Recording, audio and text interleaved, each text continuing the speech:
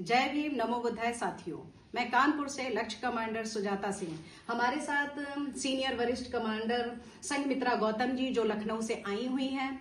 यहाँ पर एक देश में इस समय गंभीर चर्चा का विषय हुआ है, जो उन्नाव की बेटी जो पीड़िता है और ऐसे ही उत्तराखंड की बेटी, उसको भी एक 2022 में ये घटना हुई थी और उन्नाव वाला मैटर भी है। तो इसी में मैं दीदी से पूछना चाहूंगी, संघमित्रा बहन जी से, कि इनके क्या विचार है और ये जो सुप्रीम कोर्ट का आदेश आया इस पर आपके क्या विचार है, आप बताइए।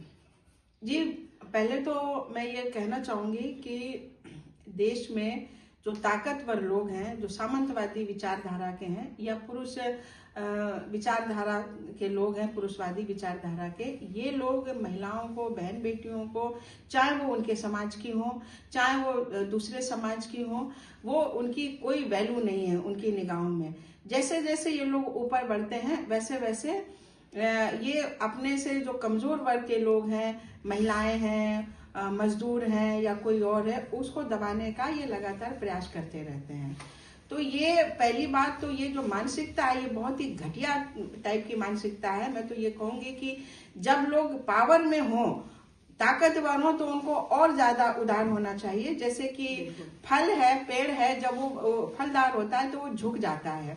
लेकिन हम देखते हैं कि चाहे राजनीति हो या जो उद्योगपति हैं या कोई और भी सेक्टर है, तो वहां पर भ्रष्टाचार, रिश्वतखोरी, महिलाओं के साथ में उत्पीड़न, यौन उत्पीड़न, बच्चियों के साथ में और हत्या, बलात्कार, ये सब चीजें ये बहुत फैल रही हैं। अभी जो ये कांड हुआ सेंगर का, ये 17 का कांड है। उस समय वो बच्ची उन्नाव की नाबालिग थी और इसने उसके साथ में बलात्कार किया और सामूहिक बलात्कार किया, और वो बच्ची ने हिम्मत नहीं हारी।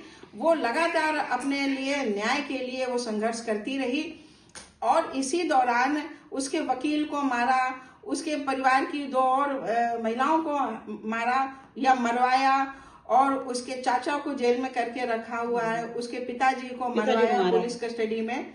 तो ये चीजें ये हो रही हैं और इसको अभी हाई कोर्ट ने तिहाड़ जेल से 23 दिसंबर को रिहा किया, जिसका विरोध पूरे देश में हुआ।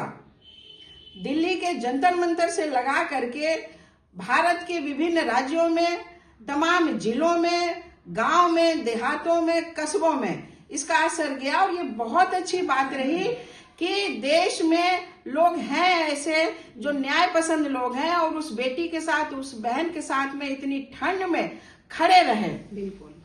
जंतर मंतर में वो माँ बेटी दोनों जब प्रोटेस्ट के लिए गई तो पुलिस वालों ने उनको भगाया, उनको ऐसे ऐसे उठा करके फेंक रहे थे, उनके साथ अभद्र व्यवहार कर रहे थे, लेकिन इसके बाद भी वो हिम्मत नहीं हारी, वो बेटी। और उसके 2 छोटे छोटे बच्चे हैं, उसका परिवार है। लेकिन अभी क्या है कि वो जब हाई कोर्ट ने जब जमानत दी और ये कहा कि ये जो एक सिपाही तो लोक सेवक हो सकता है, लेकिन जो जनता के द्वारा चुना हुआ है, जो जन सेवक है, एमएलए, एमपी, वो लोक सेवक नहीं हो सकता। ये कैसी बात हुई भाई? उसने 7 साल की सजा पाई तो क्या वो लोक सेवक नहीं है तो उसको छोड़ दिया जाए? जबकि वो लोक सेवक है। देश में कोई भी छोटा से छोटा कर्मचारी भी है तो भी वो लोक सेवक है। संवैधानिक पावर है, पोस्ट है, तो वो लोक सेवक है, बिल्कुल होना चाहिए। और इसकी फिर जब सीबीआई ने अपील की माननीय सुप्रीम कोर्ट में, तो उन्होंने स्टे लिया और हाई कोर्ट के जो जज थे उन्होंने कहा कि उनसे मिस्टेक हो सकती, गलती हो सकती है, तो स्टे लेकर के उसको अंदर जेल में होने दिया। तो ये एक बहुत बड़ी जीत है हमारे देश की महिलाओं, बेटियों की, उन सब की ये जीत है। और ये, लेकिन अभी यहाँ पर रुकना नहीं है, हमें संघर्ष जारी रखना है और आगे भी हम इसको जारी रखेंगे।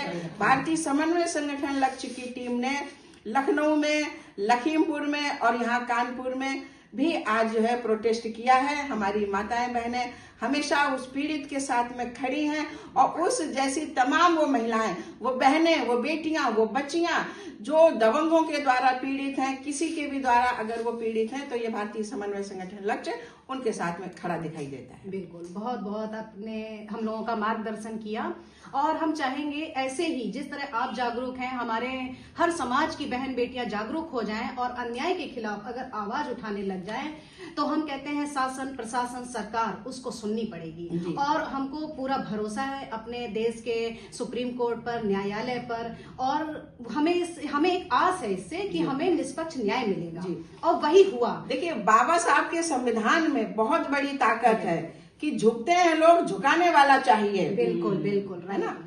तो ये बहुत एक बड़ी ताकत है, और हम लोग जो भी करते हैं, इस आंदोलन में खड़े होते हैं, तो हम लोग अपनी बात को संवैधानिक दायरे में रहकर ही हम लोग शासन प्रशासन तक पहुंचाते हैं। और इसी के साथ अब मैं अपनी वाणी को विराम दूंगी, और संघमित्रा बहन जी का बहुत बहुत साधुवाद। जय भीम, नमो बुद्धाय।